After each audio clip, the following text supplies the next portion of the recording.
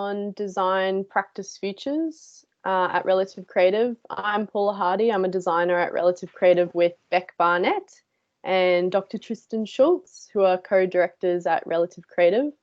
I want to acknowledge that this conversation is taking place where you both are in Gadigal on Yugambeh country, and I'm working from home today in Meanjin on the unceded lands of the Turrbal and Jagera people. And I want to pay my respect to elders past, present and emerging, and also to all First Nations people listening to this lecture. So yeah, we're going to use this lecture to chat about our practice today, which is really just an excuse for me to pick both of your brains about what it is that we do at Relative Creative and why we do it. And I know that when I was studying at university, I really enjoyed those kinds of anecdotal lectures that deep dived into people's design practice experiences and the philosophies that drive designers. So I hope that everyone else will get something out of this conversation today too. So I guess let's start by situating ourselves. Beck and Tristan, who is and where is Relative Creative? Well, like you said, Relative Creative is based at Gadigal on land that is the unceded sovereign land of the Bundjalung Nation and part of the Yugambeh language group. And named also the Gold Coast, or Burleigh Heads on the Gold Coast. And a lot of that really shapes who we are as a practice, but I think we're going to get to that later. And Relative Creative is a strategic design practice that focuses on designing, thinking and mobilising sustainable futures around social justice, environmental justice and so on. And who are you, Beck?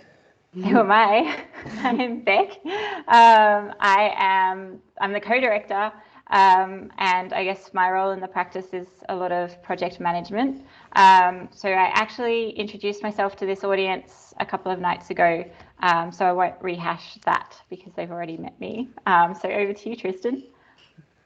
I'm Tristan Schultz. I'm a Gamilaroi man. Gamilaroi is a word for a First Nations and Indigenous nation here in Australia.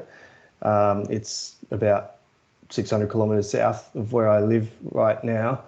I've grown up here in Burleigh Heads, in Gadigal, on Yugambeh country. I've also got European heritage from all over Europe, really. And I have a Bachelor of Design, a Master's of Design Futures and a PhD in design. I have, I guess, about 20 years experience in design. Coming off the back of a Bachelor where I predominantly worked in commercial industry for Billabong, for example, which you might recognise as a surf company, and then many other companies and things like that. And then I sort of got disillusioned with commercial practice and went back into postgraduate work and studied Masters of Design Futures under Tony Fry and did some research and travel with the Design Futures crew, and then eventually went and did a PhD as well and ended up in academia teaching and convening courses in the Design Futures program and helping to build the Design Futures program at Griffith University in Brisbane and the Gold Coast, until about a couple of years ago where I decided to step back out into industry and rebuild Relative Creative as very much pitted, I guess, as in Tony's words, as a redirective practice, or at least strive towards those ends while trying to align my morals and values with what I get paid to do. And now I think we're being relatively successful at that if we look back at our projects over the last couple of years. So I'm happy where we're at, and I think we'll get a little bit more into what that means soon. But I thought what I'll also do is just start to share the slides again. So we might pop in and out of these slides as we go through this dialogue. So Beck mentioned that the practice is here on Burleigh Heads. That's Burleigh Heads. That's a picture from early last century, and it looks nothing like that anymore. That's for sure.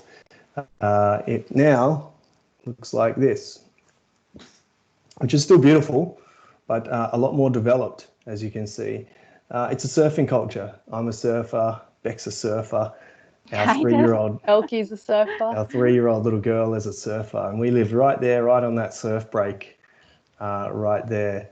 And in the background there, you can see Mount Wollongong, which is the volcanic mountain that erupted some 60 odd million years ago to create this whole geography and geology, including the rocks right there at Burleigh Heads, some 20 or 30k away, melted, thawed, molten rocks.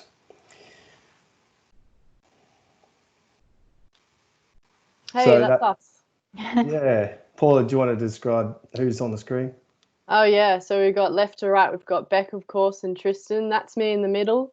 Yeah, as I said, I'm a designer and I'm a researcher at Relative Creative. I started at the beginning of the year, but obviously I've known you guys for a lot longer than that, and we'll talk about that a little bit further. We've got Mark there on the right. He's a photographer, and he's been responsible for populating our online presence with some real flash photos lately, which makes us look really good, I think. Very flashy. Very flash. And then we've got Gnomes there on the right, who's also a designer. She's finishing off her undergrad degree in digital media at Griffith University. Yeah, so that's us. That's the core team.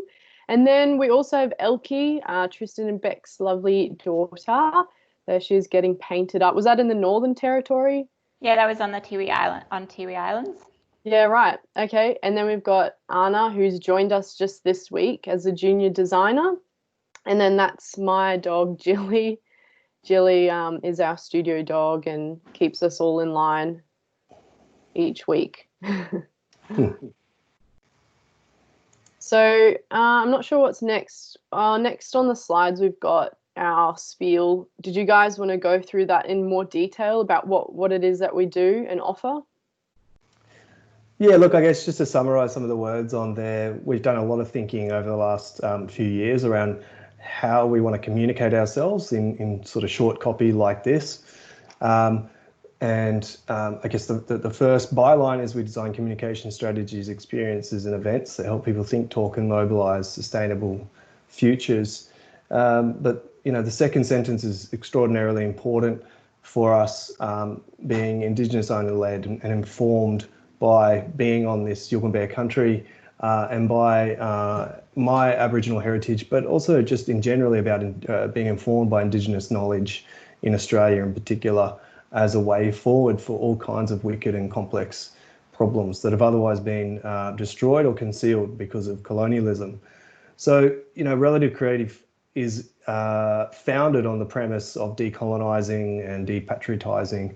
And then we step into the familiar fields of, I guess, strategic design, service design, social enterprise, product design, visual communication design, and strategic foresight and some other things as well. But we're a pretty full service agency from onboarding, concept and development through to full project management and delivery of some pretty large projects, which I think I'm sure really we'll say a bit more diverse. about soon.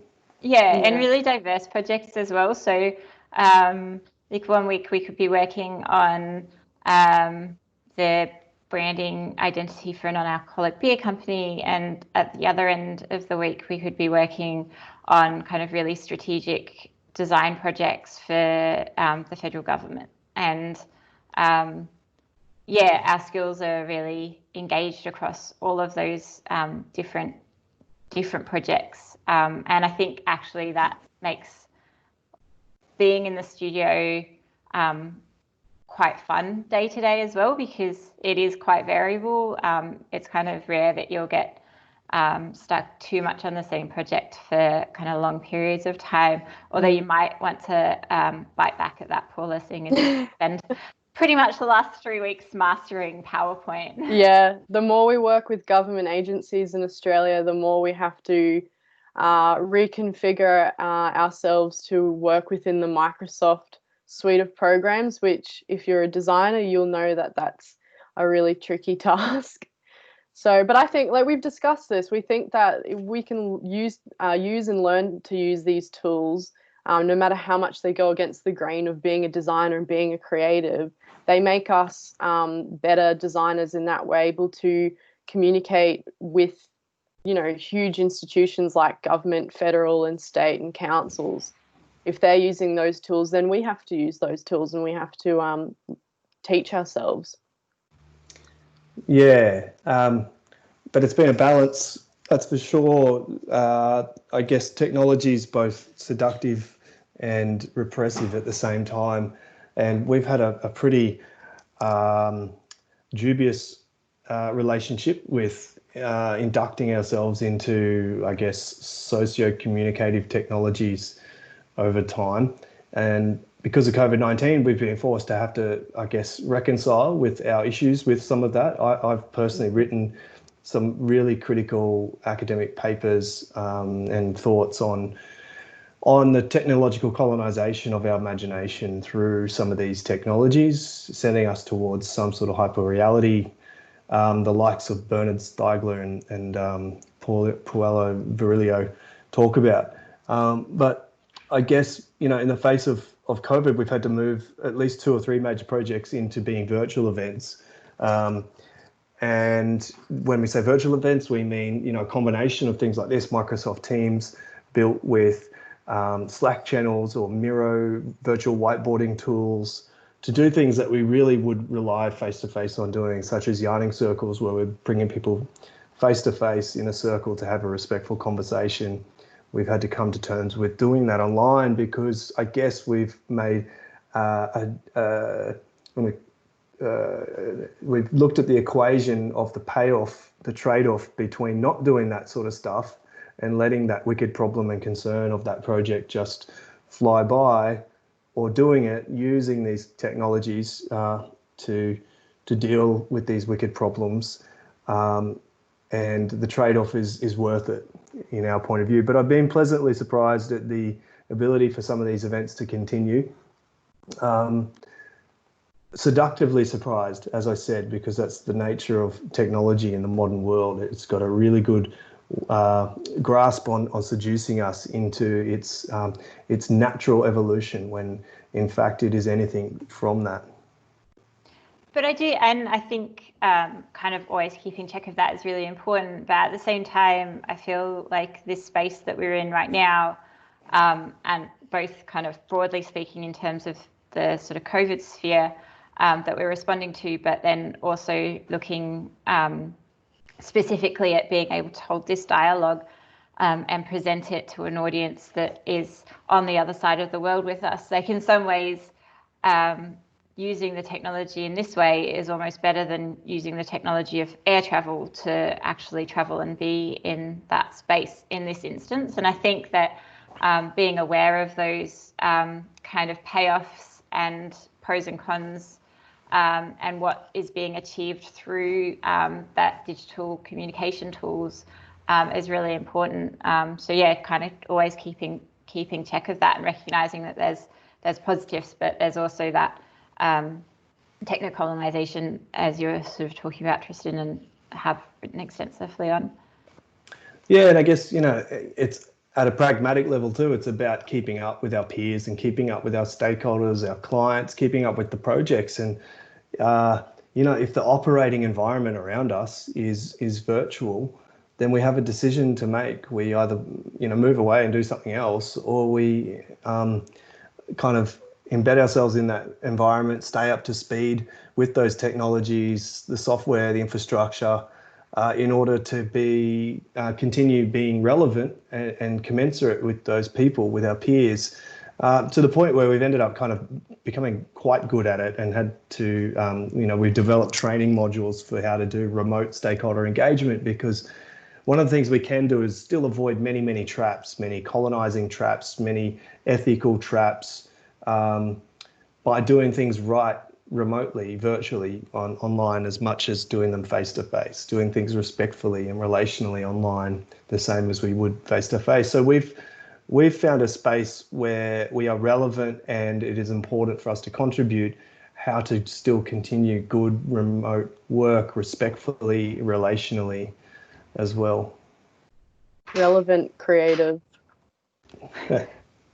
I think this year's been a year for everyone's had to pivot this year. We've pivoted into these new technology spaces, or maybe, you know, dive deeper into them because we're already kind of working with these spaces before. But I guess I want to kind of have that 2020 chat that everyone's having, where we need to acknowledge what we've lived through this year in order to have to do those pivots. So we had at the beginning of the year, of course, the devastating Australian bushfires that made global headlines. We also had the school strikes for climate change. We've still have the Black Lives Matter protests happening all around Australia, and of course the COVID-19 pandemic. So I guess how do you both think that this year's events have reshaped our design philosophy? We've spoken about the pragmatics, but how has it changed our philosophy? I'm just going to speak to that picture really quickly because I think, so I was having this conversation with Tristan yesterday, and we were saying that there's no way we could have predicted what 2020 could have looked like. But when I actually look at that map, I think if we went back and revisited that, we did have discussions around bushfires, around civic unrest, around the impacts of exclusionary politics. And I think that in many ways that's that was mapped out through that relational mapping process that we conducted. But at the same time, we did not predict, even though we did probably mention in there, I think, increasing communicable diseases, which is what COVID is. I really think that we didn't kind of predict the level of disruption and impact that something like COVID would have on us. And I guess that goes to that conversation about how much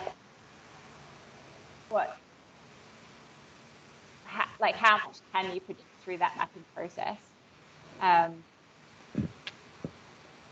Did you want to talk about it? Yeah, no, I was just moving a slide for the sake of moving a slide. If you're not finished, are you finished?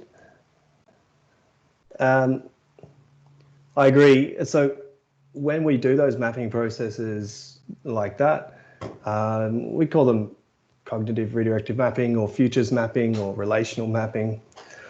There's a number of things that we make sure where futures are arriving. You know, we think about where futures are arriving. So a simple way of understanding that is sea level rise. It's out there.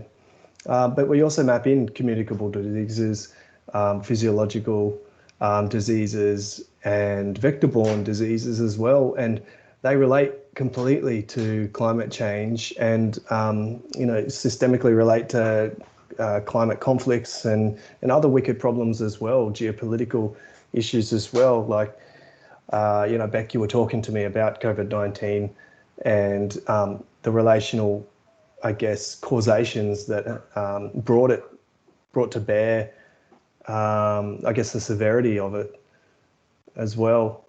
Yeah, I think so. We were sort of looking at, like, the conversation was around kind of talking about it probably quite likely stemming from the way that we keep and breed animals on a mass scale for human consumption, and the conditions that occurs in, but then is heightened, like the spread of it is heightened by high density living, by kind of precarious work practices and a casualisation of the labour force, where there's an expectation that you need to turn up to work because otherwise you don't get paid, but then further compounded by things like globalisation and mass air travel and things like that. So in some ways, I think it was kind of, in the long run, it's going to be really interesting responding, and I say interesting, kind of recognising the fully horrific impact that COVID has had on many lives around the world. But interesting to kind of see what the long-term impacts on some of these things might be. So in Australia this week, we've seen Victoria, one of the states of Australia, and the Australian federal government introduce like an extra sick leave pay for precarious casualised workers, so that they're not going into their workspaces with COVID and transmitting it that way, because they feel as though they have to, because otherwise they're not going to be able to feed themselves or pay rent. And we've seen the mass shutdown of the global travel industry. I think it will be interesting to see kind of how else it unfolds moving forward. Yeah, so if I bring it, I guess, to our city, to the Gold Coast here in Australia, which is on the east coast, pretty much the easternmost pointy bit of the side of Australia.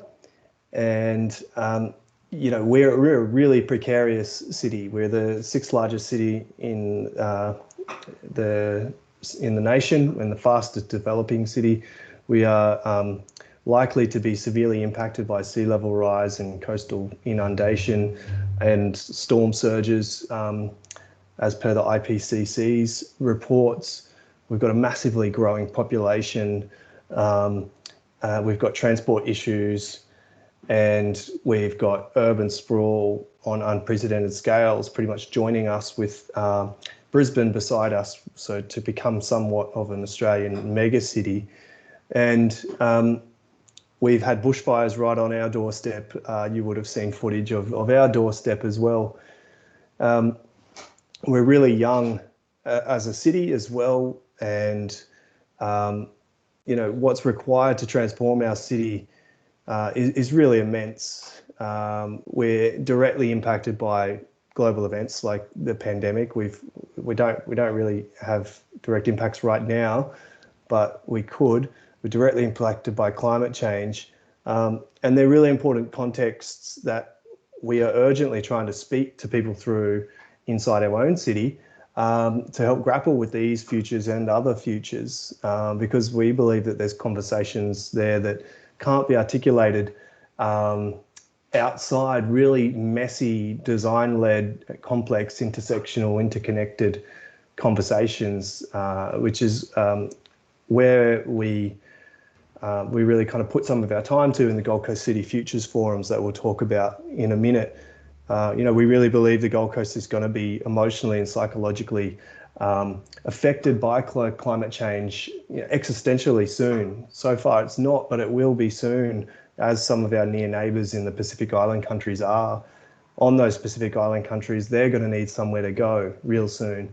And one of the first places at the moment they come for leisure or for casualised work, fruit picking, is here right on our doorstep in our farms near the Gold Coast. And so we've also got all kinds of immense behavioural changes that need to occur over the next decade or two in our city. We've got a privileged car culture that people won't give up for public transport, massive infrastructural issues as well. So we've got some complex futures on the Gold Coast. And I guess one of the decisions we made as a practice a couple of years ago is to stay here on the Gold Coast instead of going to Melbourne or Sydney, which is what professionals might do. And stay here on the Gold Coast and dig where we stand and build a practice that both speaks nationally and internationally, but speaks with our city and tries to grapple with these issues together. But as you saw in the photo, it's also one of the most beautiful places in the world. For me, it's where I grew up, it's home, and it is my most beautiful place in the world. So we have a reason to stay here and figure these things out. And I like the premise of the Cēsis University project or Pluriversity project, in that the city as university rather than the university in the city. And I guess in many ways, that's what we're kind of informally trying to explore with our Gold Coast City Futures project. Do we want to talk about that project a little bit more? I guess in many ways our practice is really trying to act 10 steps ahead of where we are. We use a lot of foresight, research, and obviously it's very futures oriented. So shall we chat? Oh yeah, well, this is a really great shot of the coastal risk platform that I took today of just how many canals are in the Gold Coast. Isn't it supposed to be more There's than more canals than Venice. Yeah. There's And something yet like double the amount of canals than Venice. Yeah, and yet there's still these waterfront development sites being approved. And this one here I found was approved on the basis that lifeboats would be provided on standby, which is this really dystopian almost view of what's happening around us where our practice is situated. Yeah, and it's an intriguing kind of premise. It could be a really intriguing premise for a design fiction as well, right? Like, what would it be like to escape from that development on the lifeboats? And can we trust these scrupulous developers to actually provide the sufficient amount of lifeboats necessary, or would it all end up a little bit Titanic-like in the escape? I mean, it's a whole movie in there. Yeah. Yeah. Okay. So I think Cēsis does talk about using the city as a domain for knowledge making and sharing. Shall we talk about how the Futures Forum is our attempt at trying to do that on the Gold Coast? Yeah. Okay. So we ran the first Futures Forum towards the end of 2019, and actually it was a really interesting time of the year in hindsight, in that we'd kind of just passed. So in September of last year, we actually did kind of start experiencing that direct impact of climate change, in that the hinterland here was on fire, and while the impact was limited in the location we are, you were waking up every morning and tasting the smoke in the air, and that smoke was kind of ever present. And we were teaching at that time as well, so you kind of be at the university and suddenly students would have to go home because their houses were under threat, or they had an evacuation warning and they had to go and rescue like parents or pets or whatever. So I guess in that sense, that part of the start of this year, because even though it wasn't the Gold Coast hinterland that was on fire at the start of the year, the fires had kind of been put out, and the fires that were the biggest were the ones kind of around New South Wales and Victoria, which we also got to experience as well in Sydney, just that thickness of smoke. I think that really reiterated the presence of climate change, and that it is here and now. And so those two events kind of bookended the Gold Coast Futures Forum, which happened in October. So we'd experienced those early September fires and the climate strike of the 20th of September, but we hadn't yet got into the kind of the really horrific summer that as a country we were going to face. And then, I mean, COVID wasn't even a consideration at that point, as well, as you can see by the number of people sitting very closely together in a room, and kind of looking back on that and thinking, wow. But the point of that particular iteration, so the first iteration of the Gold Coast City Futures Forum, was to really raise the level of discussion and push the level of discussion that's happening on the Gold Coast towards a territory around just transitions in a green new world, and what would those green transitions look, or just transitions to a green world, look like in a Gold Coast context, and kind of really engaging with particularly with community members that are already interested in and participating in the existing conversations that are happening here. And so that took place with community over a 2.5 day period, and led to some really insightful conversations, and we kind of captured all of that into a really engaging report. So then when we came to sit down to think about what shape it would take this year, we had to really kind of confront the idea that we wouldn't be able to host something in this sort of setting with people in person, and that even if maybe we will be able to do that in October, although I think that's looking less and less likely, we kind of made the call that we designed for the current circumstances, which is where things are online or mostly online, or we'd just be doing things with small groups. So we've kind of started the design process for that.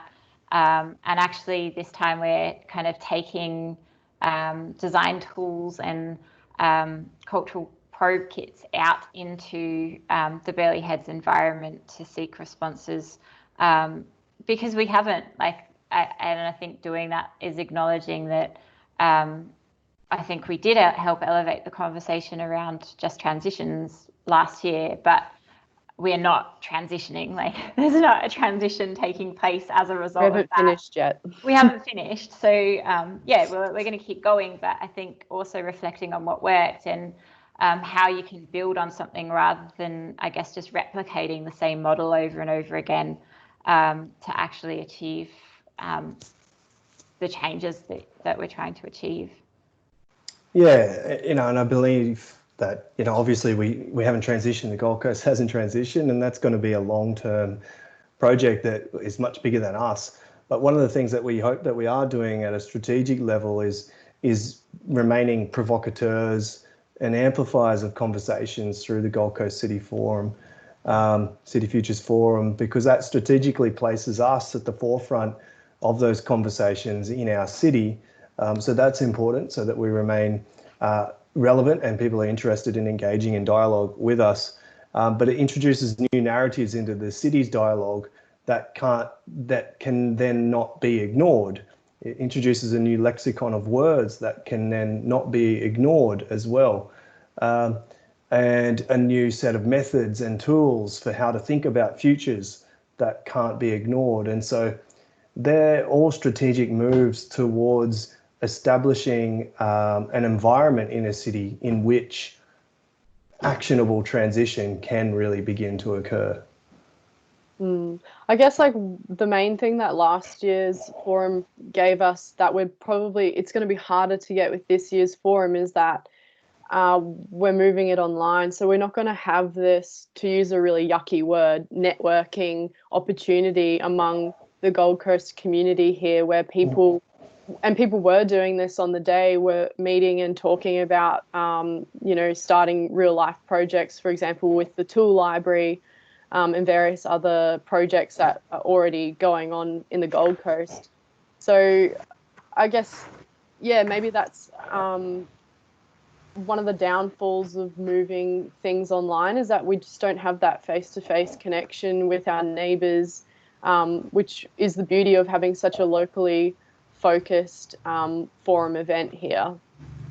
Yeah, and I think we're trying to design that in some ways while also recognizing it's different. So I think one of the elements of, I'm just trying to find what we called it on my big map in front of me, but that kind of profiles of local people, where we're giving locals or people who kind of move through the space of Burleigh to kind of respond to some provocation questions and to kind of celebrate them on the website and the social sphere that we'll be operating the forum in.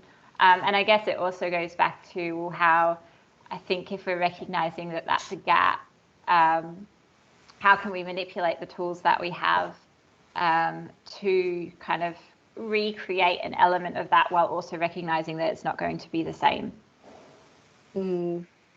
Yeah, I guess the smaller scope for this year's forum as well. So we've shifted it from the Gold Coast to Burleigh Heads as a suburb of the Gold Coast might help with that a little bit as well in some way.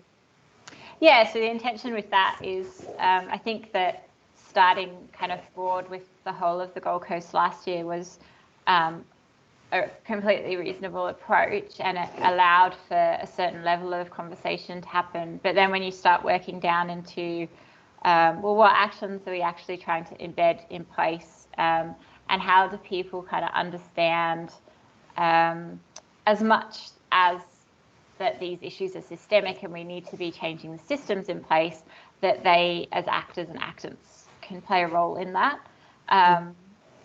And by kind of defining the scope to be more Burleigh focused, you kind of reduce the geographical space to focus on. And I guess our intention and hope is that, and design is that that focus will kind of lead to clearer future visions for people to then start working towards and feel ownership over, rather than thinking, oh, it's okay, someone kind of up in Helensvale is going to do that activity. But it's actually like, no, this is a Burleigh activity and I can do this by just stepping outside of my front door. Or even, I guess, as simply as a Burleigh local, these are my political representatives. This is their email address, bless you, and this is how I'm going. Like, this is how I'm going to start talking about how this is what I want for my suburb. Yeah, it's manageable.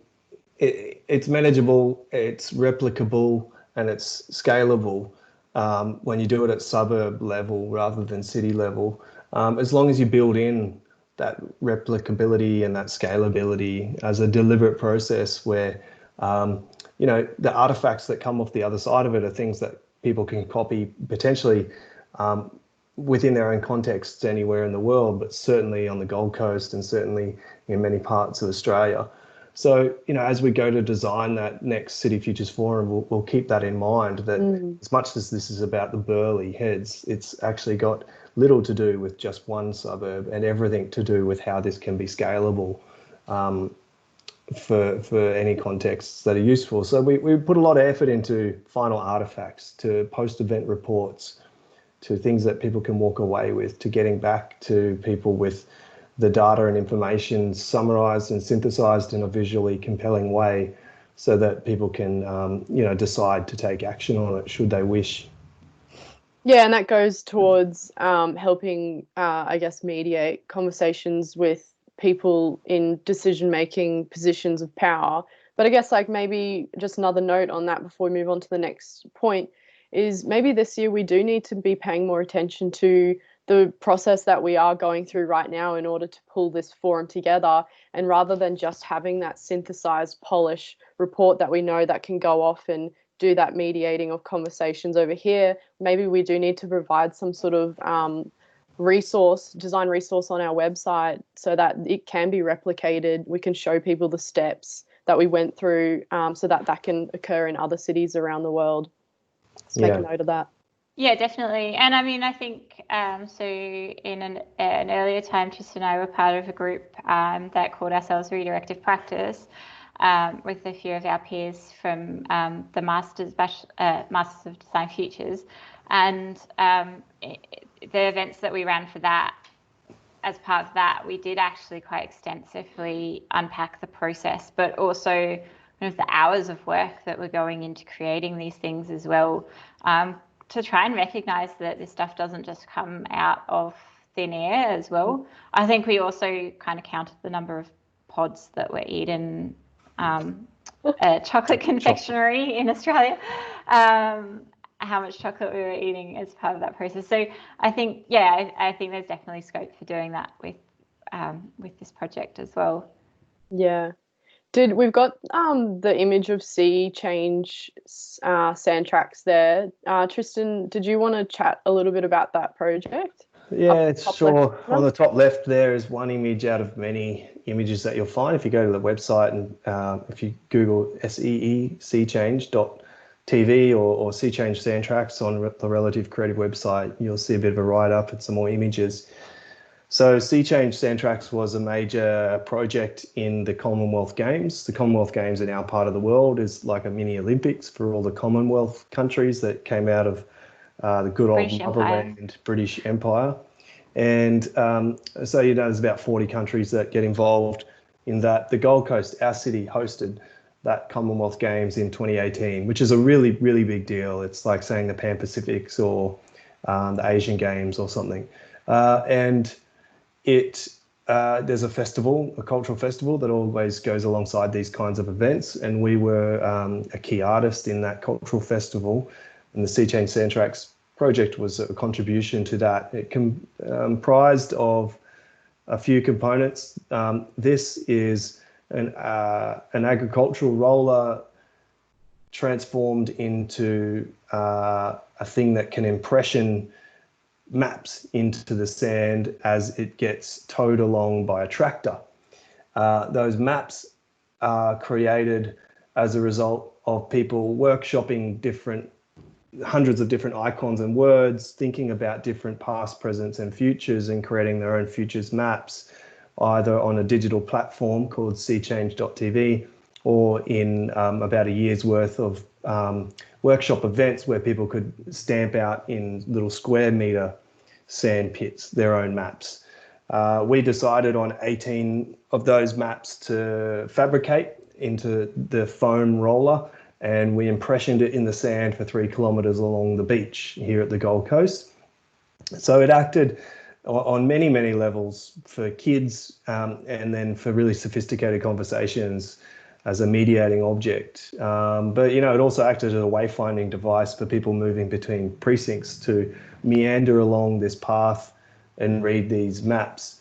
But, you know, most of all, as I said earlier, it was about us, Relative Creative, introducing, I guess, a suite of language and ways to think about futures that we thought the Gold Coast hadn't otherwise started to think about yet, introducing that very tangibly into the environment, and forcing people to have conversations about it. So it was a pretty good success. Engineering wise, it was an actual nightmare to create those maps on that agricultural roller. We did own a 5 metre long roller for a good couple of years as well. So that was fun. But overall, you know, it was a highly experimental project.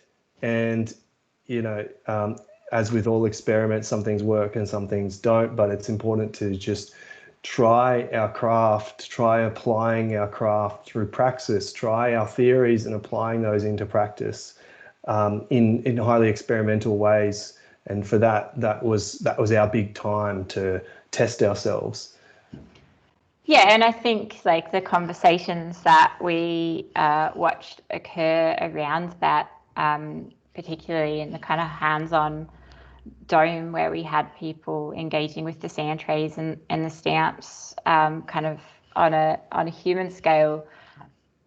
Those conversations that were happening kind of intergenerationally throughout the day were just fantastic. And I think, that seeing that unfold kind of really validated for me all the hard work that we'd put into that project. Mm-hmm. Okay. Before we move on, because that's such a small picture out of such a massive project, I might share screen of the website and give you a bit broader. Can you see the website? Yeah, we can see that. So you're up here in Relative Creative Sea Change Sand Tracks, and you can read some more stuff through here, bigger picture, but you can see the dome that Beck was talking about with all the interactive workshops, people stamping futures maps into sand, and we had smaller hand rollers and a whole digital platform where you can create your own futures maps as well.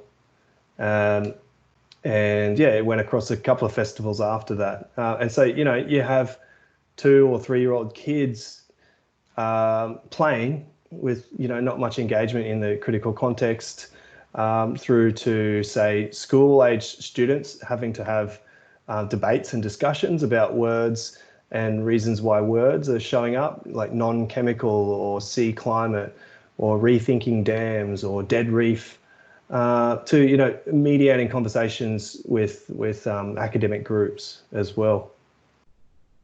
Mm. Yeah, it certainly was a big project. Okay, well, let's move on to another topic. A lot of our philosophy and practice is led by your Gamilaroi heritage, Tristan. Can we speak to that maybe in a little bit more detail? How does Indigenous knowledge inform Relative Creatives, for example, choice of projects, but also our design process?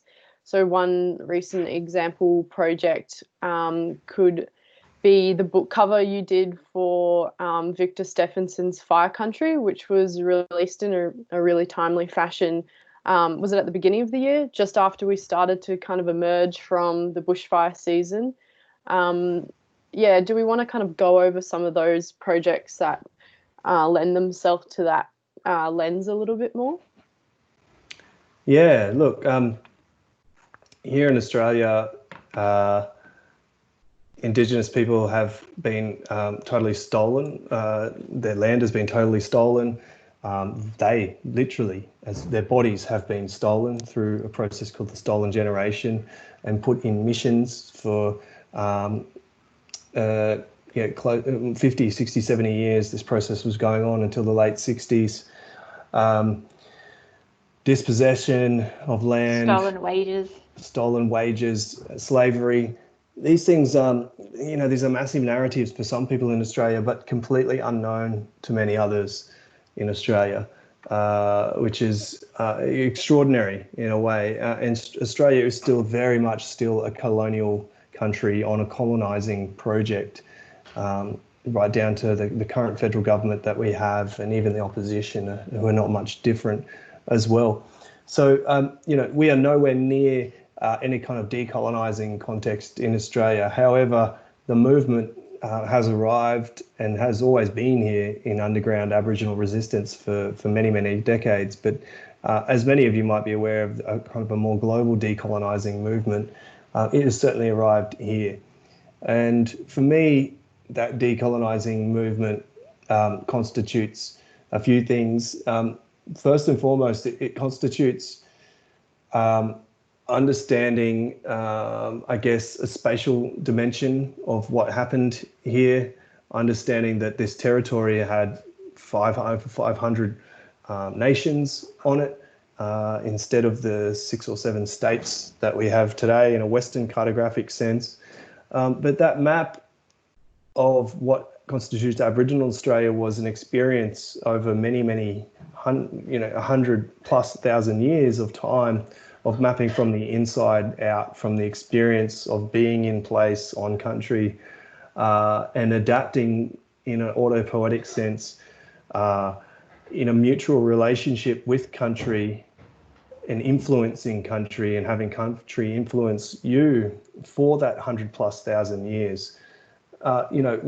Aboriginal people here are quite literally ontologically designed with country, with this land. We are genetically embedded in the rocks, in the river, in the water.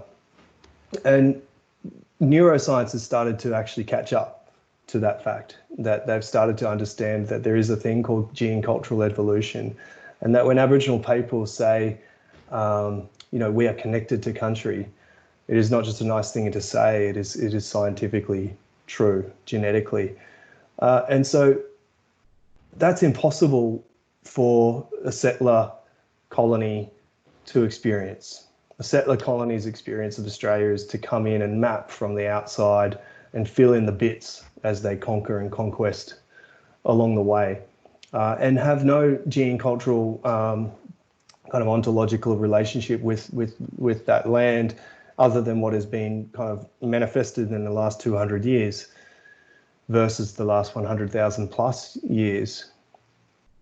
So that's created a whole bunch of trauma in Australia. It's also created a serious amount of yearning for a belonging in settler colonies in Australia, in European Australians, or yearning for something that they've lost because they left their motherland, that they've lost because they gave up a spirituality in the face of humanism and the Enlightenment and other things. And in Australia, what it means is a kind of a yearning and a reaching out for an identity in Aboriginal culture.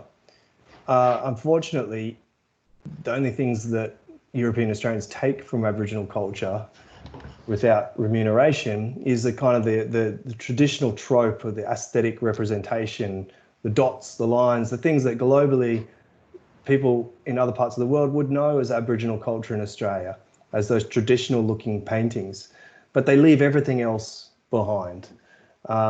They never kind of came to terms, European Australians, with really understanding what it means to be with this country, and to learn from Aboriginal people on this country, to learn what the flora and fauna of this country means, to learn what Aboriginal agriculture, water harvesting and farming, architecture means for Aboriginal people, and why it works on this country and has worked for such a long time. And so that yearning creates all kinds of conflict and trauma. It creates an envy and a jealousy with the Aboriginal culture. It creates a complex for European Australians to make themselves feel like they need to solidify this idea of white superiority, to justify, to kind of overdetermine that loss of something. And what it creates is a massive gap in Aboriginal society today, a massive gap of Aboriginal deaths in custody, of Aboriginal people dying much earlier than European Australians, of Aboriginal people not being employed and housed at any rate the same as European Australians, and Aboriginal knowledge continued to be destroyed, which is all extraordinarily unfortunate, because Australia desperately needs to, for a sustainable future, to learn from Indigenous knowledge, to learn how to manage custodianship over and with country. But I can't see a way through, because it goes right back to kind of notions of Cartesian relations, of dualism, of nature and culture divides, of this idea of a standing reserve, that nature is there as a surplus reserve to us, for us to take and store. These notions just don't exist in Australian Aboriginal culture. And so to give up and give in and give over is to actually fundamentally change what it means to be human. And I can't see European Australia doing that anytime soon, but certainly what I try to do is nudge that forward along the way.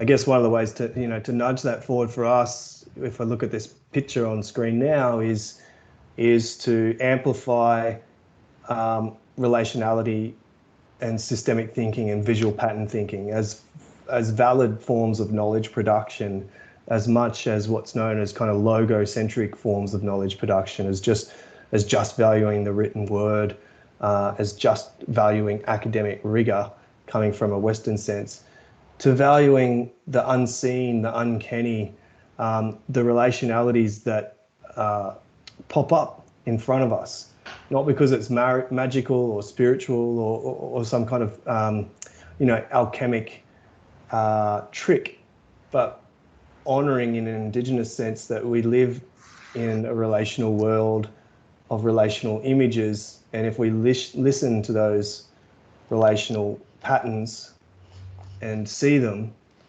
those patterns will emerge for us, and they'll have something to tell us. And so what does this mean for mapping? You'd be familiar with design thinking and the kind of the different mapping futures techniques that there are out there. What we've tried to render, I guess, is a mapping process that embraces relationality, complexity, that embraces that kind of messiness, and doesn't shy away from it, and embraces pattern thinking. And so you're seeing up here, a slide that constitutes at least 50 odd steps, but you can see a few of the steps written here, and it all starts with a yarning circle where we'll do visual pattern thinking, and a circle of people in a room putting down cards in the middle. Those cards in the middle will then illuminate some sort of image of something. It might be a face or a gun or a tree, and we'll let that speak to us, and that becomes a place to begin. What does that mean for our past? What does that mean for our present? What does that mean for the future if nothing changes? What else is out there in the future? How do we get around that mess? Who are the people involved? What are the different patterns emerging from all of that? So I guess that's just a kind of a subtle summary of some of the ways we embrace not just me being Indigenous, but embrace amplifying Indigenous knowledge. And that a lot of that approach is really at odds with what we're seeing now, which Yuval Noah Harari calls dataism, where rather than just logocentrism, where the written word is centered as the most valid, we're seeing like ever increasingly data and algorithms and computers as being the be all end all of credible knowledge. So I guess in a way, like we talk a lot about our design process as kind of trying to counter that as well. Yes, that's right. Yeah, Yuval Noah Harari, a famous historian, but a really great writer that can communicate some complex ideas to the masses. Yeah. Talks about how we're really on the precipice of a new epoch in time. And he's not the first to say this. As I said before, Bernard Stiegler, Paul Virilio, and others are saying the same thing, is that we're moving to an epoch of dataism, and we're giving up humanism. He calls it Homo Deus. And, the last 500 years of giving our kind of faith over to being human versus the years before that, which is our faith over to various gods across the world. We're giving that up now to giving our faith over to data, to code. And the scary thing is we actually don't know what that data and code will do, how it will ontologically design back on us as we reach moments such as the singularity over the next 20 or 30 years.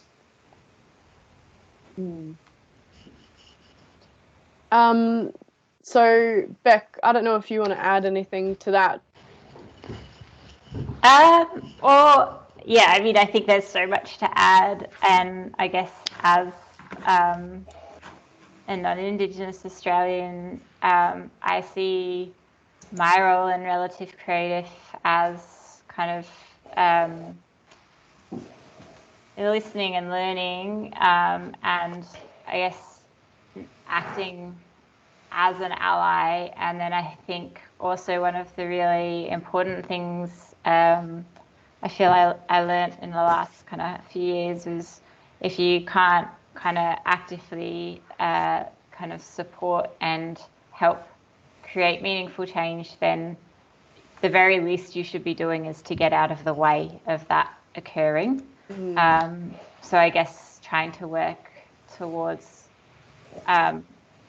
what change that I can in my privilege, and then getting out of the way when I need to as well. There was a good slide in here on page 18, Tristan, that had a few of our projects I guess maybe we can speak to. So we've got Fire Country there, the book cover that we mentioned that you illustrated a few months ago. Are we able to speak much about what we're doing up north in Cooktown? Yeah. So the top picture is Fire Country. That was, at first glance, it's just simply a book cover design that I made. But the book itself, which I didn't write, Victor Steffensen did, is extraordinarily important, how Indigenous fire management could help save Australia. So the narrative behind that is that when the invaders got here, they had a famous saying that kept turning up in those settlers' diaries, which was, wow, this just looks like an English gentleman's park. Isn't that a great coincidence? Well, actually, what has come to be realised is it looks like an English gentleman's park because it was being managed through fire management practices for thousands of years by Aboriginal Australians for various reasons, for herding and farming meat, kangaroo, for maintaining good aquaculture environments, for maintaining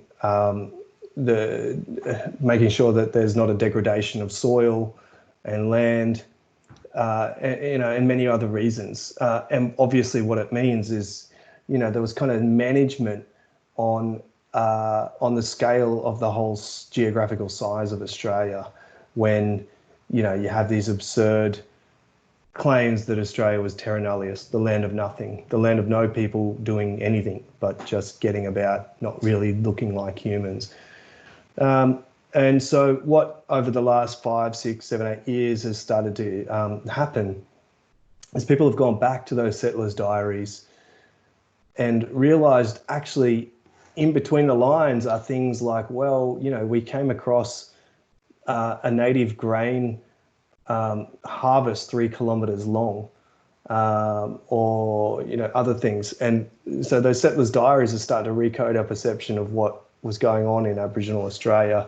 Another book by Bruce Pascoe called Dark Emu explains all of that. And now, only now, we're starting to actually just ask Aboriginal elders, what have you been doing on country? How have you been managing fire practice? How have you been managing weeds, etc.? And Victor Steffensen's one of those people, an Aboriginal person who's spent many years asking those questions and then has written this book.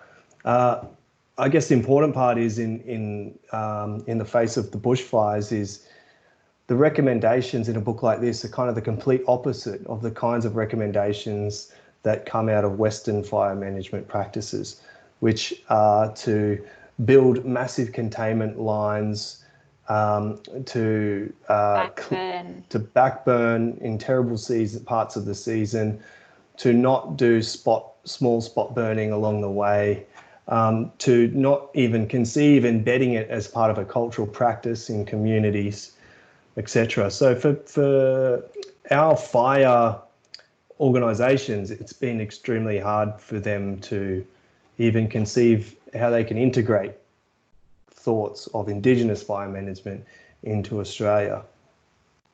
But hopefully that book goes a long way to doing it. I've written and done some thoughts about fire management, but I was lucky enough to just also illustrate and design the book cover. Cooktown Museum, funnily enough, it's currently called James Cook Museum. James Cook is the person who turned up in Australia in 1770. He was out exploring for the crossing of Venus, a star, and out doing things in the Pacific Islands that he shouldn't have been doing. But actually what he was tasked to do by the king was to go and find the Great Southern Land. But just tell everybody he was going to look for the crossing of the Star of Venus. Anyway, he found the Great Southern Land. It was called Australia, and he found lots of Aboriginal people on it. But he's pretty silly, this old bugger. He got his boat stuck on the reef, the Great Barrier Reef, and got stuck in a place now called Cooktown for 48 days, and in 1770.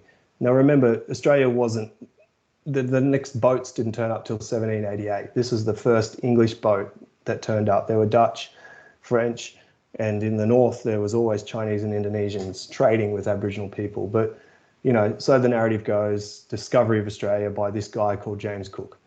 Mm-hmm. He got stuck on the reef. He had 48 days to fix his boat on the side of a river, and he had interactions with Aboriginal people of that country up in a place called Cooktown.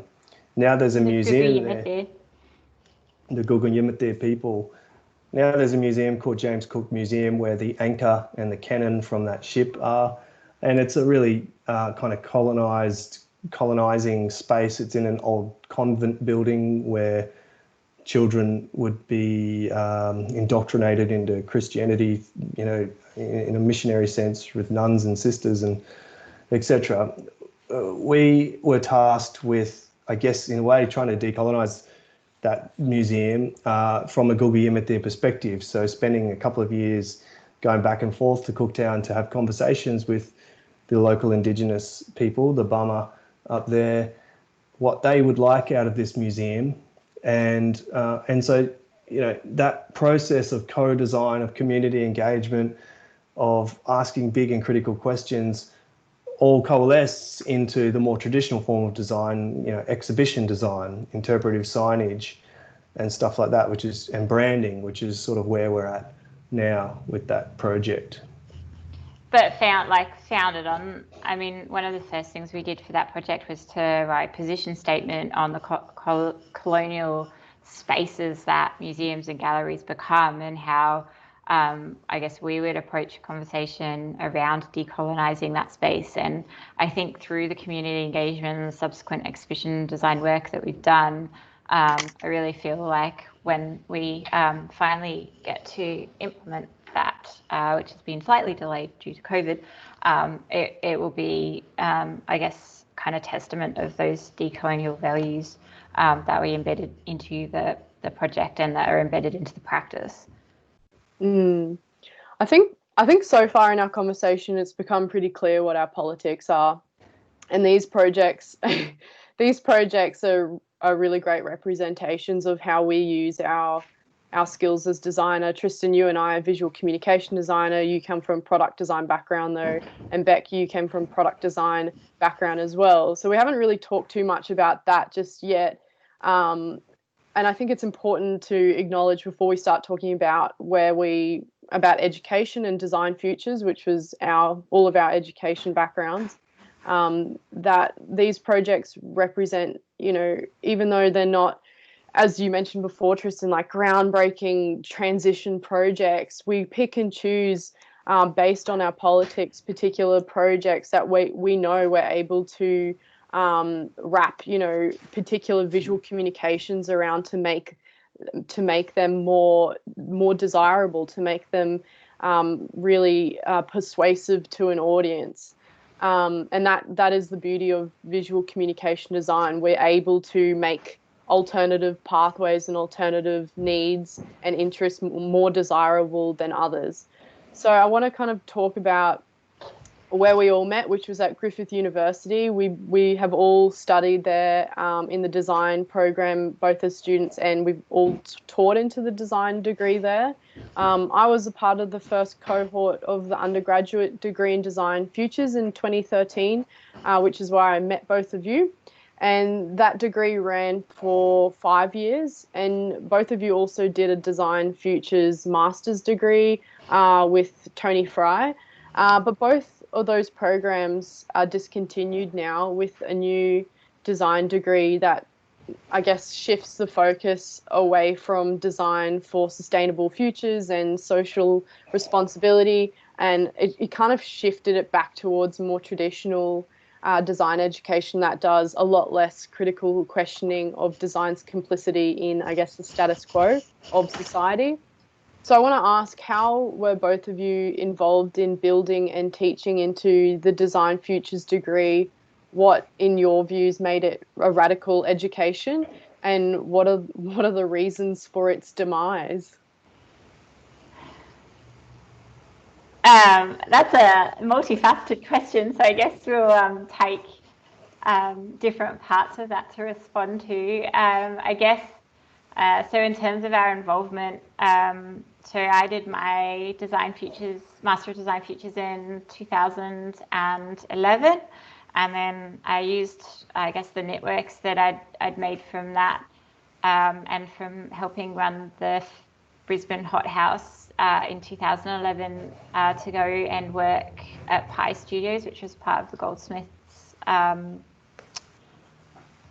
University of London Design School, and then kind of came back to Brisbane in 2013 and was able to start teaching into the Design Futures program. And as it was the first year that it ran, I guess contributing to the building of that.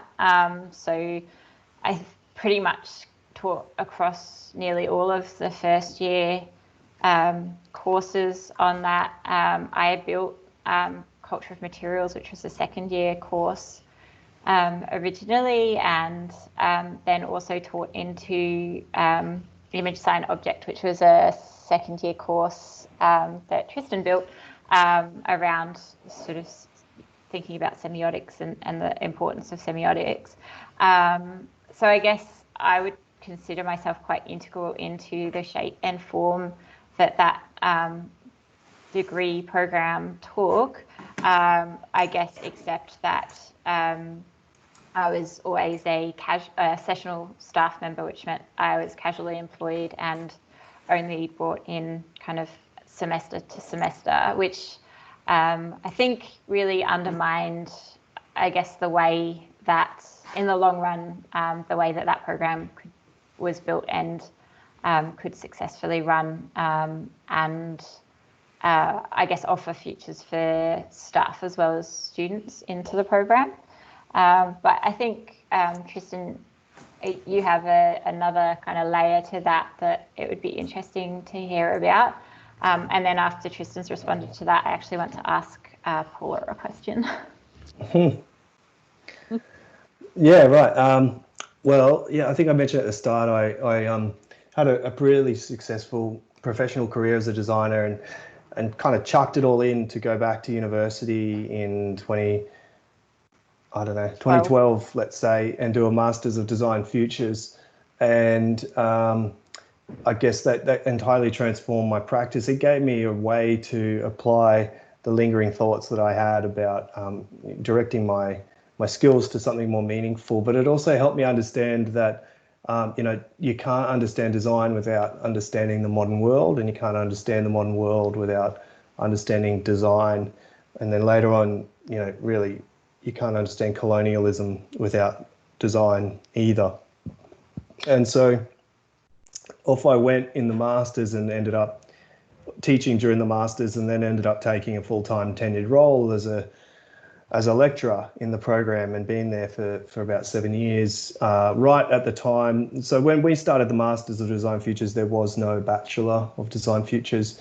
It was really our role with Tony Fry to build that Bachelor of Design Futures. And so I took the job as the convener of the major of visual communication design to build that major in the Bachelor of Design Futures.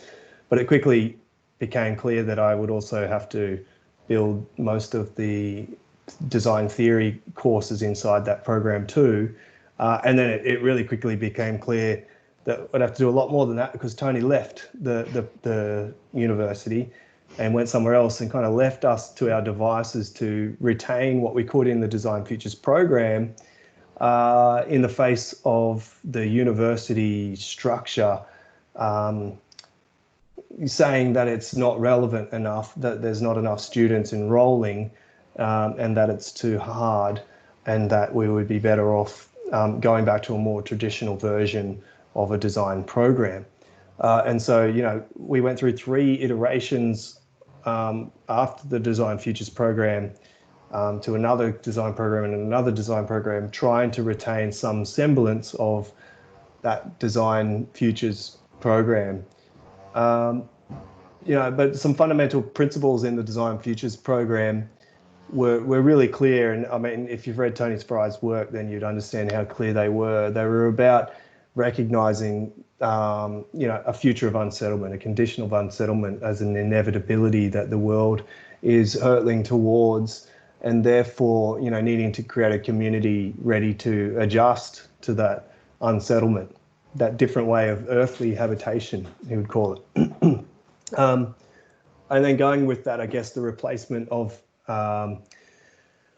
economics of quantity to economics of quality, and material, giving up material attachments and moving to kind of human interdependencies, all stuff that actually Indigenous cultures can teach us that has been destroyed and concealed. And I guess fundamental to design is understanding that all of that work to be done for these futures is essentially prefigured work. It is done by designing it into existence. And I think Paula mentioned that visual communication in particular is done by mobilizing that desire to enjoy that vision, to feel that vision can be believable and compelling.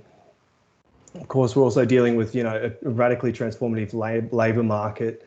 And so the Design Futures program was trying to redirect what it means to be a designer from being some sort of disciplinary specific designer to being some strategic interdisciplinary designer that's not concerned with fetish over craft and mastery over technological tools, but rather, skill over complexity and strategy, and all these things that computers won't be able to do as we move into this rapidly changing labour market.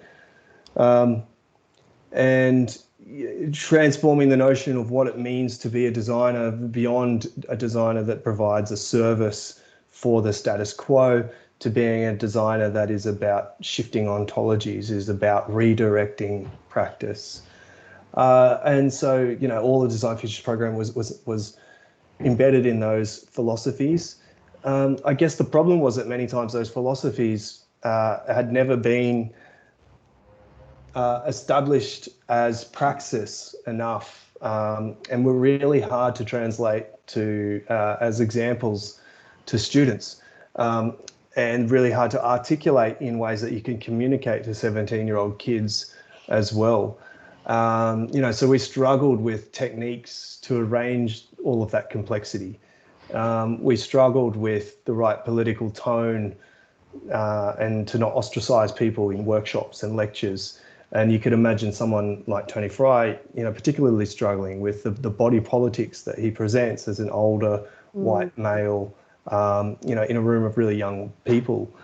And we struggled with, I guess, not being antagonistic to all of the great work that is already happening out there in the world, all of the social innovation and contemporary critical movements that are, you know, trying to do good socially engaged design. I think one of the downfalls of Design Futures was that, is that it didn't do a good enough job of recognizing all of the allyship that it could jump on board with. I guess so. My story, my journey pretty early on was recognizing the issues with all of that and rendering a practice, which then became a PhD, which now on the other side of that PhD continues to be a practice in leading by example. So I could talk to students, leading by example so it could look occupational, leading by example so it could be really participatory, leading by example so it can be an ally and work with all of the other great movements that are out there, to kind of try and come up with some hybrid form of whatever it is we're doing, which I have no care to name, you know, as a title of something, but yeah, we do what we do.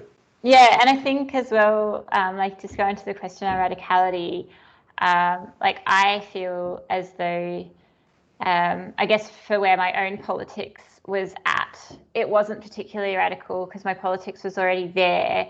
What was radical was that it gave kind of shape to that politics and scope for that politics to kind of grow and mature. But I think in an Australian context, so I guess context to that is that I didn't grow up in Australia. I grew up in the UK, and I grew up in a very socialist and political household, with a group of friends that were kind of equally political. And I think what was particularly radical about Design Futures potentially was where it was located in Brisbane in terms of the young people that I was engaging as part of the degree. And I think it was kind of that radicality and the inability of the university's marketing department to engage with that radicality in a way that could excite potential students that contributed to its downfall, because ostensibly the marketing department was unable to market the degree in a way that actually communicated successfully what students were doing. So we were kind of missing students in two ways. So we were missing a group of students that were coming to the university and hoping to just learn kind of traditional design because the Design Futures component wasn't being marketed effectively. So they were not enjoying their experience and kind of pushing back on it quite extensively. And then on the other hand, I feel as though we missed a whole swathe of students that would have been really engaged in the design degree itself, because it wasn't marketed adequately, because the marketing team was unable to do. But I actually want to turn that question back to you, Paula, because I think it's probably easy for us to say like it was or wasn't radical, but you actually experienced that design degree. So while obviously we did the masters and there was a level of radicality within that, I think as a bachelor student it would be interesting to hear your insight in terms of the level of radicality, and perhaps you could layer on your experience with teaching into the end phases. Yeah. So, I was on the other side of it. And just to preface that, I come from a first in family university student. I was a first in family university student, so none of my family had been to uni, and very much from a working class background. So Design Futures, like you said, Beck, your politics were already there, mine weren't. And I definitely entered that degree thinking I would learn how to make stuff, make logos, make pretty things, which on the first day of Design Futures we are told that would not be the only thing that we'd learn. And it really woke me up. The first thing it really woke me up to was this huge need to accept that I had the responsibility. If I was to become a designer, then I have to accept the responsibility to not contribute any further to design's complicity in modernity and colonialism. It firstly taught me what those two things were, and then it taught me how the modern colonial world came into being by design, which we can see there in the Norman Bell Geddes image from the World Fair's Futurama, which was 1939. So we were shown images like this that made that really clear to us that it was modernity was a design project. And there were a lot of people left out of that project, which we know is the darker side of modernity, which is colonialism.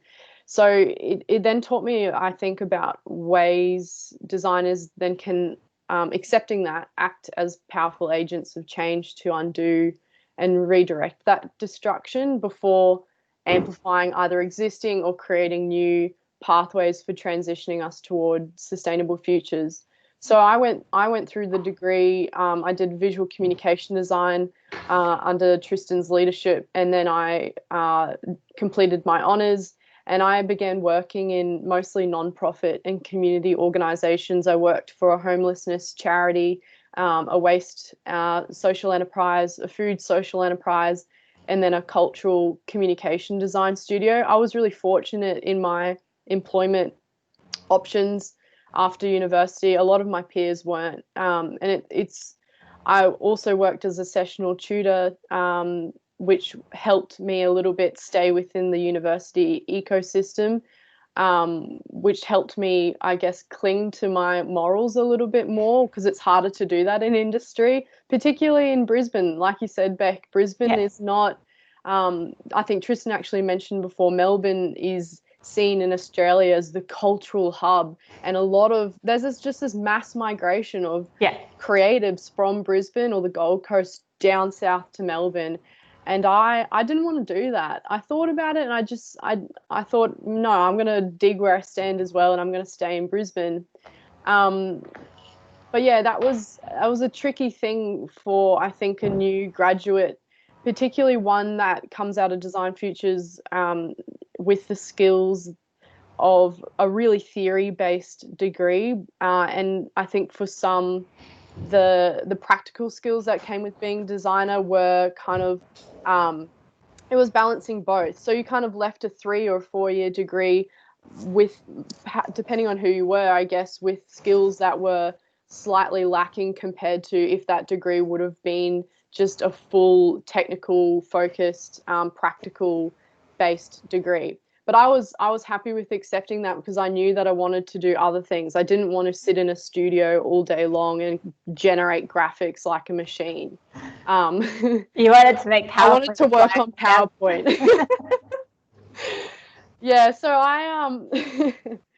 well, yeah, I think to help with that choice of staying employed but also not giving up my morals, sessional tutoring helped a little bit with that. It helped put food on the table, and gave me the perspective from the other side that you guys were just talking about. So I am taught into the new degree that's still occurring now, and specifically I focused with teaching into the design lab suite of courses that Tristan built before he exited the university.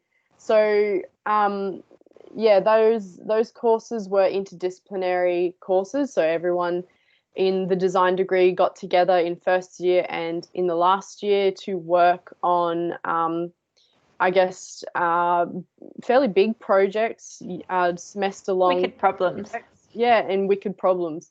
And we would give them a suite of design tools to help scaffold their design process, which kind of leaded me towards my topic that I'm focusing now on PhD. But I'd say that Design Futures provided a radical theory on which I grew to base my personal and my professional politics, which now drives my practice. Though, like I said at the start, this is really difficult when you're choosing between or underemployment and an unethical design project that pays. And I know a lot of my peers really struggled with that after graduating, and as a result have moved away to Tasmania, Melbourne. One of them moved to Panama, to various other places. So I always saw, I guess, my major in visual communication design as a trade or a craft that really complemented the design futures theory. And it simply gave me a means of channeling that politics, because I was able to construct visual communication for the public, and I was able to understand, traditional tools in graphic design, like branding, for example, and then subvert those to work for the causes that I wanted them to work for. So essentially, I felt equipped to make stuff, but Design Futures put a caveat in front of that action. So before embarking on a project or a job, it forced me to ask myself hard and unequivocal questions like, how can this problem be made redundant by eliminating something else, or making rather than making something new, or where is that problem already being addressed in existing cultures around the world, or will this project get us closer to a green and equitable world, or at least nudge us in that direction.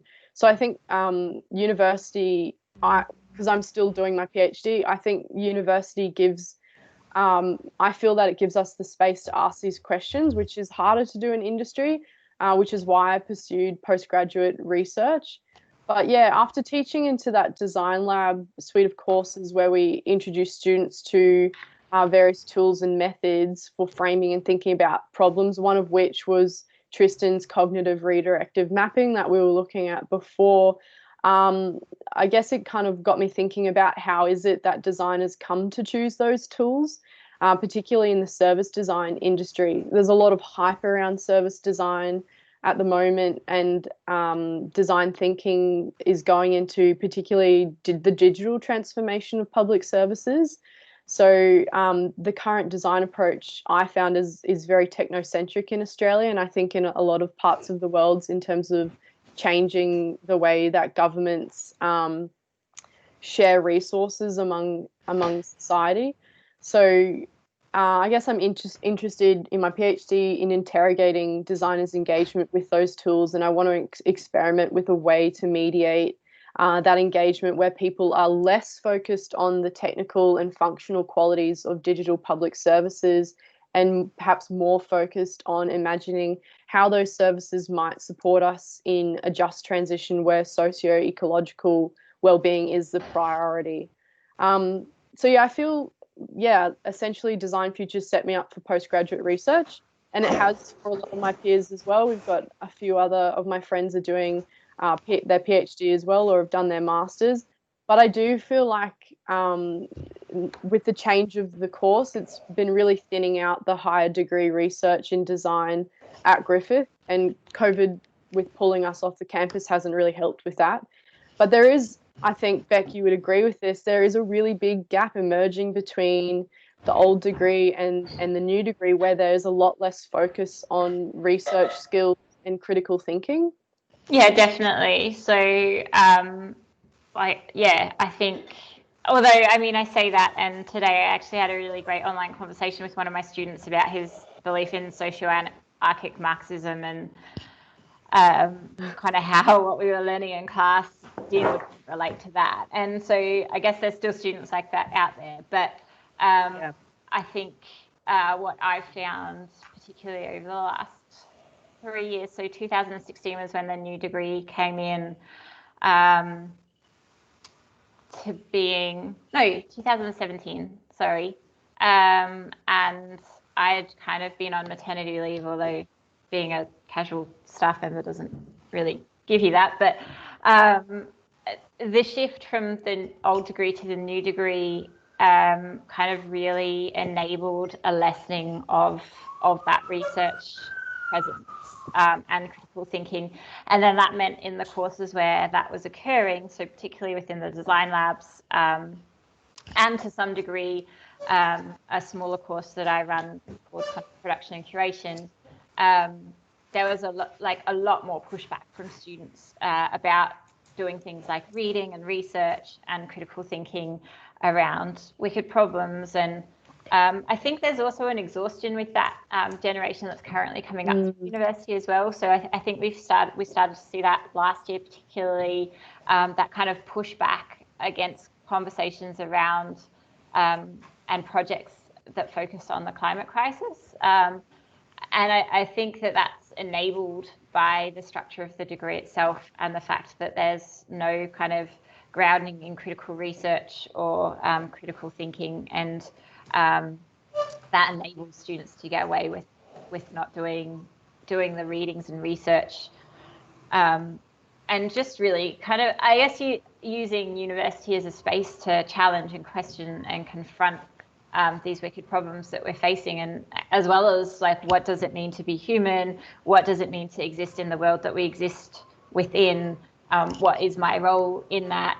If I want to be a designer, how does my profession as a designer contribute to either reinforcing the status quo or destroying the status quo? And I guess I see less and less interest in and less ability to kind of sit with those questions and explore them in a meaningful way, and instead kind of much more of a switching off and a turning away and a rejection. And then I guess that delineates by the end of trimester into just writing really nasty things on the teaching reviews, which we've all experienced.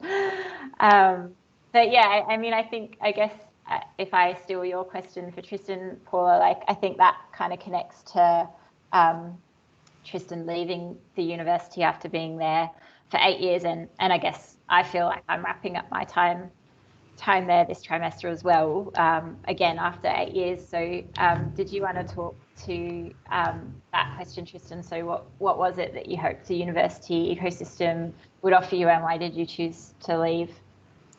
Well, the university's broken, and not just our university here and the one we're talking about, but all universities, all modern Western universities. The system is broken. I spent a couple of years trying to, retain a design degree that I felt was required to deal with the structural unsustainability that is hurtling towards us here in the Gold Coast, those students.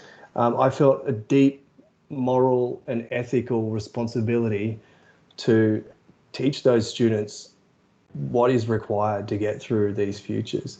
And every time that was chipped away with gesturalism, tokenism, neoliberal status quo contributions to service provision of a broken world, I had to make a decision that this I cannot participate in this anymore. And I had obviously the business relative creative as a space for me to try and foster instead. And so I had to make a decision to do that. And it was a really tough decision because I was a tenured lecturer, and as anywhere in Australia, as anywhere across the world, to give up a tenured role in an academic institute can seem crazy, because we all kind of know once you're a tenured lecturer, no one can fire you, and you sit there and you get old. And for many of them, they do contribute absolutely nothing to society because they take the careerism road. And I just wasn't interested in that. Luckily for me, it's paid off, and we're safe. Well, luckily, and through hard work. Like, you've worked really hard for the practice to be where it is. But I've come to the realization that I can't step back into a full-time academic role at a university, even though I must disclose that I'm an adjunct fellow at UTS, University of Technology Sydney, unpaid adjunct role just to contribute with conversations and get involved with RMIT here in Australia as another university as well. But the university is fundamentally broken. In Australia at a pragmatic level, actually at the moment it's broken because we've relied on international students to pay for our university, and now none of those international students can turn up because of COVID. And so our universities are literally broke. They're going broken and broken. Wow, they're pretending they're broke. They have huge coffers of money that they could pull back. They're standing down staff, and so they're realising they're broken from that perspective. But I'm talking about a broken from a perspective that they're not actually sufficiently dealing with what needs to be produced as knowledge to comprehend how to get through futures. The modern university has the task of actually redesigning what it means to be human. That's a massive ontological question. It has happened before, and it could happen as well. Yeah, they need to. Yeah, I think there's a lot of scope for that. Education has been based on what Paulo Freire would call a banking of knowledge. As a standing reserve, the same way Heidegger would talk about, as a resource. And so those fundamental issues, until they're dealt with, then we're still going to have the same issues. And then we've got our students. Our students are turning up already with an education in error. They're turning up with a high school education that inducts them into seeing the university as a place where they're the customer and they're getting provided with the service of inducting them into a future job, rather than as a place for them to experiment philosophically with what knowledge is and what it could mean to be human. And they have no comprehension of the complexities of the span of time. They're what's called chronophobic.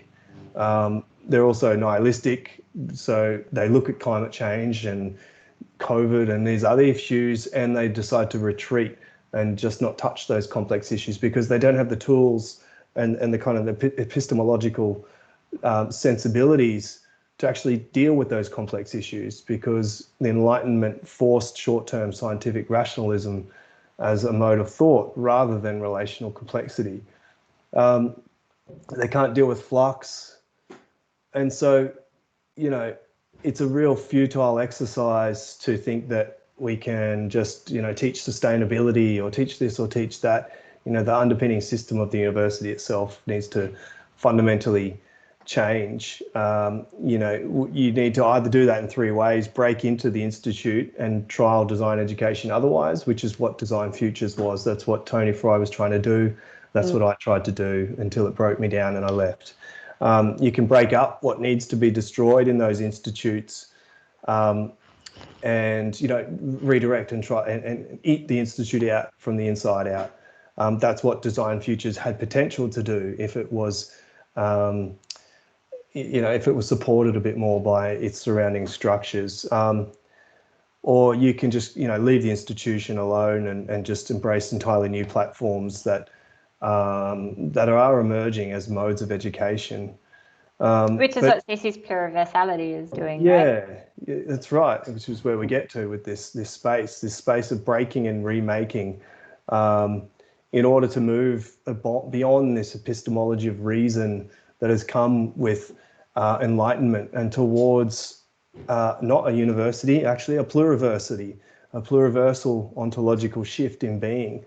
There's lots of authors out there talking about pluriversity, and it's growing as an idea, as a plural idea. And so there's so much work to be done. And I guess in closing, it's really great to see the Cēsis Pluriversity exploring that work. Yeah, I think that should conclude our conversation. We've probably gone a bit over time. So thanks, Beck and Tristan, for chatting to me, and thanks to Cēsus for having us, and thank you to everyone for listening to us. I'll see you both at work tomorrow for another day. Thanks, Paula. Bye-bye. Bye.